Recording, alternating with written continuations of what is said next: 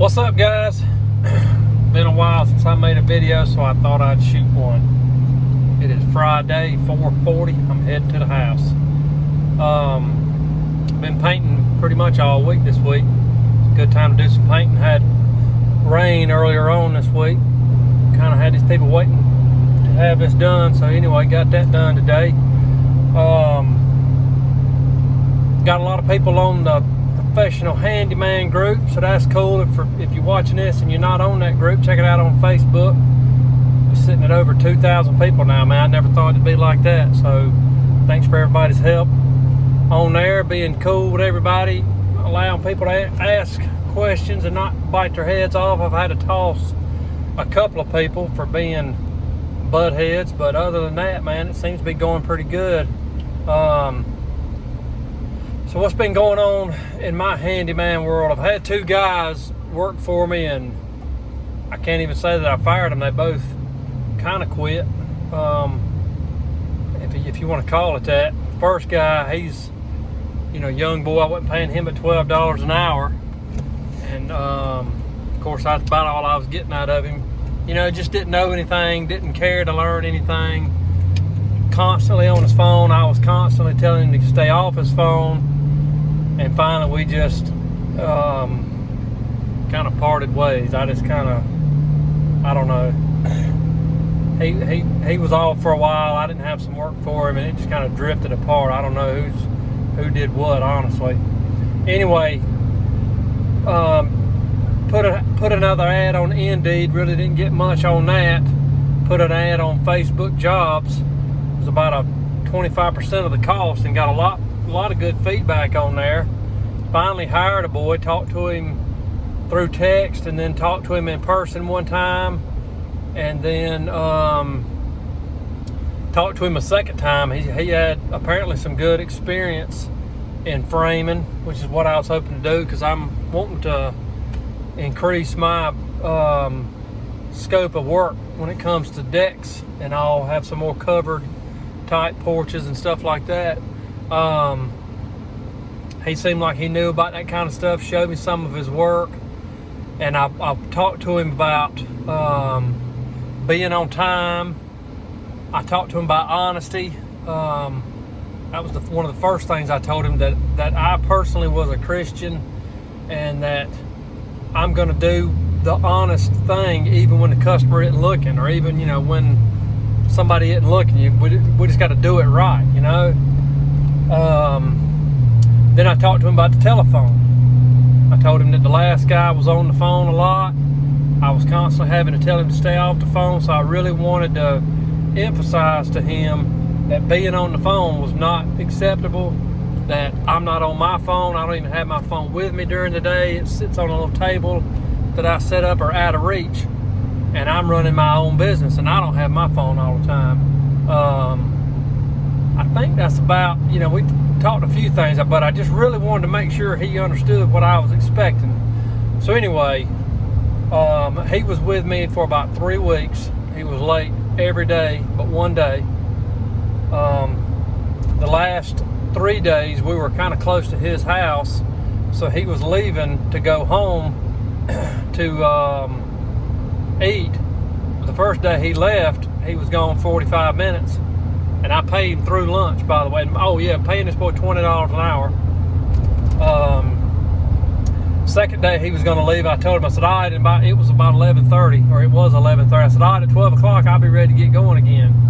So he come back 12:15, so 45 minutes. The next day he went to leave. That was a Wednesday. So 3 days. The third day he left. I said, all right, man, 30 minutes. I'll be ready to get back to work. Be back in 30 minutes. Okay. 40 minutes later, he comes back.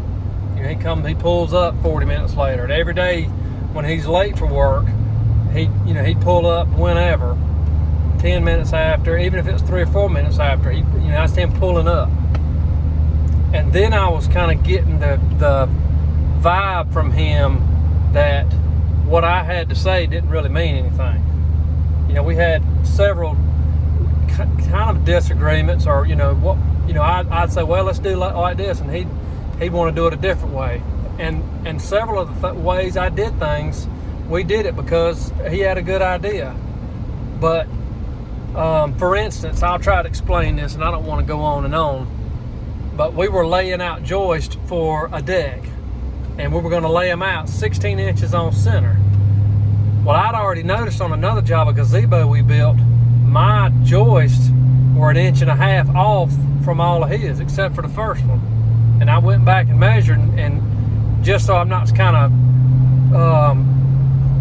standing over him, telling him how to, preaching to him all the time or whatever, I just adjusted mine. So anyway, this time we were going to set them 16 inches on center, and I looked back, and he's 1.5 inches different on mine. So I said, man, how are you laying your joist out? He said, well, 16 on center. I said, so we had one joist already installed. So on that joist, I was hooking my tape measure on the edge of that joist so that I could just take off and go 16 feet. And at, every 16 inches, I would make a line, draw a line, mark the joist, and on the right side of that mark an X. So I was 16 on center on every one of them. Well, he was taking his tape measure and just butting it up to the first joist and marking 16 and marking his line on the right side just like I was. So that was the difference. I was hooking mine to the other edge of the joist, and he was just butting his up to it. So he was 16 on center after the first one, but not really. And also, he's having to hold pressure on that tape measure to keep it from falling. And I wasn't. And so I asked him about, so why are you doing it like that? Well, that's always the way I've been told to do it. I said, okay. I said, well, why don't you hook it on there, and then, it'll just hold itself as you take off through there.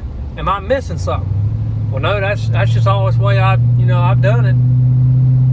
I said, but that's not doing it 16 on center, is it? He said, well, you're the boss. We'll do it any way you want to do it.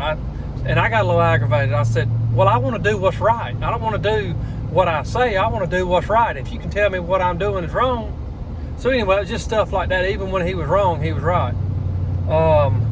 So anyway, darn, I really am dragging on. That last day, that Friday, that was his third week. No, I'm sorry, that was a Thursday. He come up we were supposed to be there at 8. He come up there at 8:15, and he had an excuse every day for why he was late. Some days he wouldn't even say anything. But this day he said he got a speeding ticket, which maybe he did, but I don't see how you're gonna have a reason 15 days in a row. So anyway, I got him up there and talked to him, and I'd already discussed this with my dad that was in supervision for a while, and my wife's an administrator, just so I wasn't, overreacting. So I told him, I said, listen, man, I need to talk to you about a few things. Number one, you late every day. I said, I understand every now and then. Oh, and I meant to say too, he was on his phone all day, every day, texting, his wife's calling constantly. Every time that phone would ring or ding or whatever, he was responding or answering it. Even after that big talk we had. So anyway, I told him, I said, man, look here, we got to talk. I said, you late every single day. I said, you've been working here 3 weeks. You late every day. I said, in the last 3 days, you left for lunch. You was gone for 45 minutes after I told you 30 minutes. I said, I can understand if your kid's sick, like you said, or can't sleep or whatever, you might be late every now and then. I said, but I got 2 kids. I ain't never late. I said, now I ain't talking about pulling up at 8 o'clock when we're supposed to be here or coming back from lunch 30 minutes. I said, I'm talking about standing here on the job, ready to go, ready to work. I ain't talking about walking up, looking at your phone, smoking a cigarette.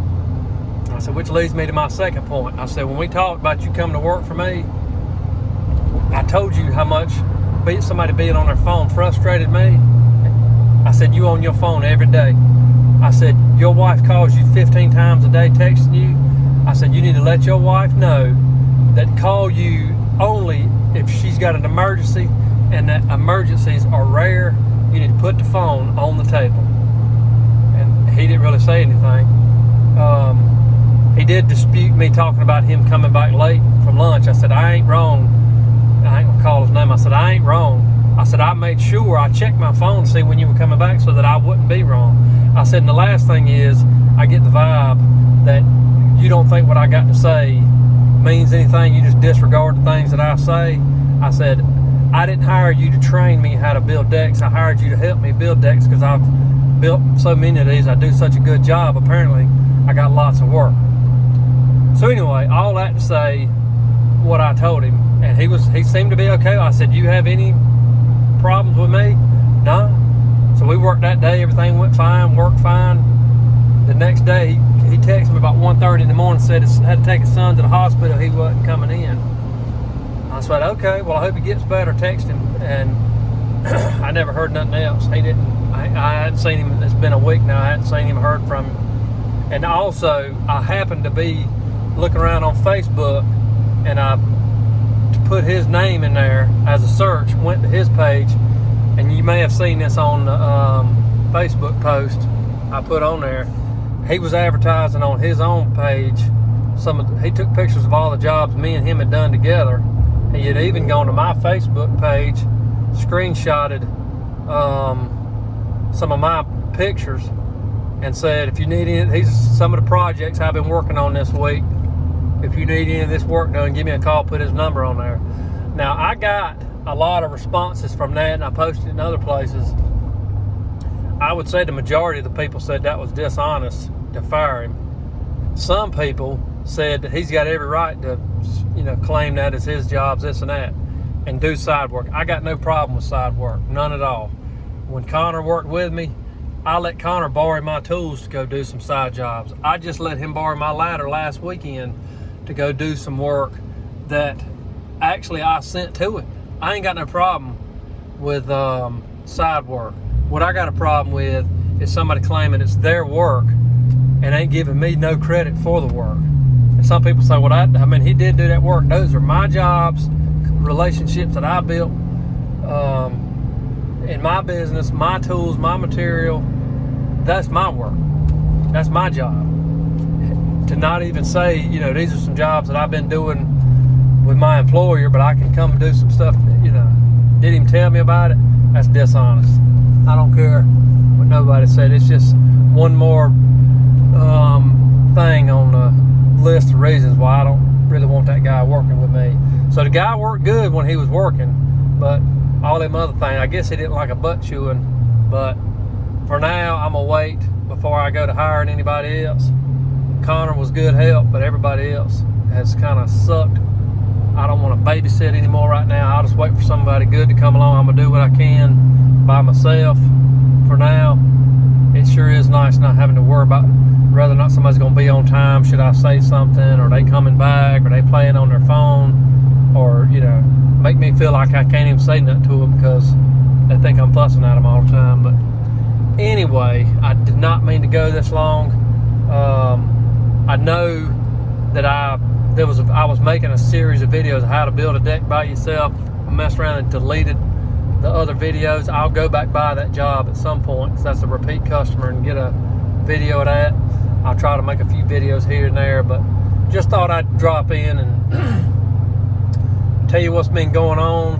Tell everybody how much I appreciate you being on the group. Like I said, if you're not on that group, it's Professional Handyman on Facebook. But I guess that's it. I appreciate it, guys. Have a good weekend.